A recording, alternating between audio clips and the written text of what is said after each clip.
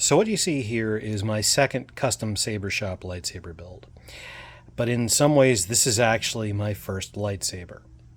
Now, I'm old enough that when Star Wars first came out, my grandparents, my mom, and I went to go see it in theaters. And it was... it set me on quite the life course. Star Wars, Star Trek, Doctor Who, they're all shows that I'm a huge fan of, among so many others. Babylon 5, Space 1999, Blake 7. The list could go on for eternity. I'd run out of storage space on my camera here before I'd be done with the list. But let's go back to Star Wars.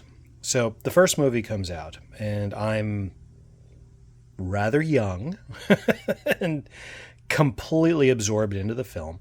And I walked away with sort of a jumble of memories of what the lightsabers looked like. Now, while the film was in its original run, I was lucky enough to see it several times in theaters, because that's what you did in the 70s, because we didn't really have VCR, Betamax, DVD, Blu-ray, streaming, 3D holographics, hallucinatory.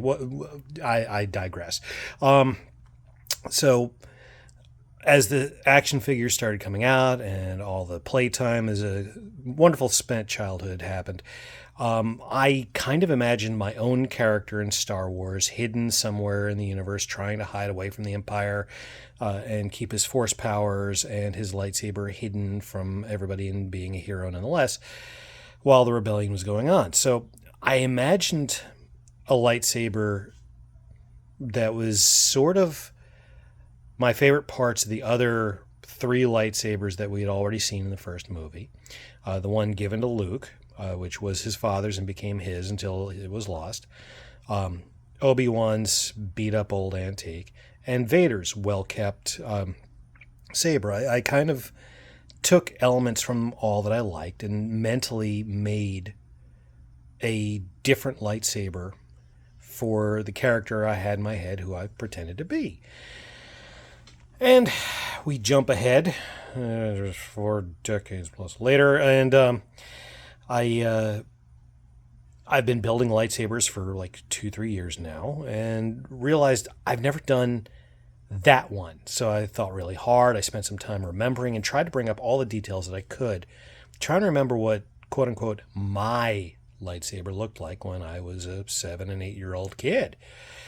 So, that in mind, I started hunting around, and Vire and Corvus offer an amazing array of parts, but I couldn't quite find it. So I realized, hang on a minute, I've already worked with the Custom Saber Shop, and I made this beautiful, amazing piece with them, including the custom back piece there. And so I started hunting around on their website, and I realized, hang on a minute, that's the front end. That's the grip. Every single part within a very close level of accuracy to what my imagination was when I was a kid was right there. So I said, okay, cool. So I order the parts. As usual, I can't leave anything well enough alone. TCSS, they offer drilling and tapping services, but I do my own work.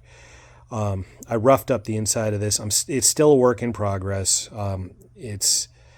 I'm going to clean that roughing up somewhat, but not completely, because I want it to actually have that differentiated look inside, as if the heat of the saber had done a little bit of damage to the interior overuse.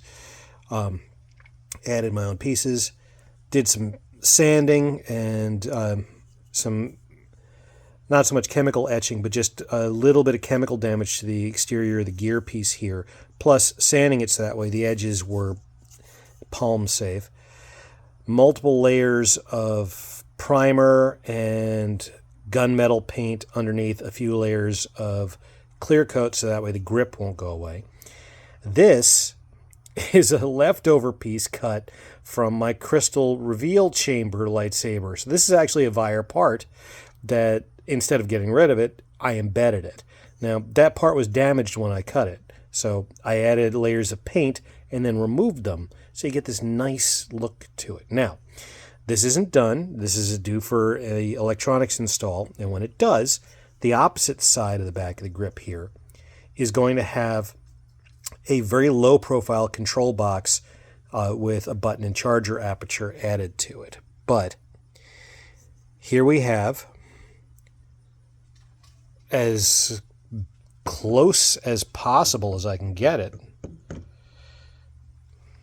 my childhood imagined lightsaber brought to life using parts from the Custom Saber Shop.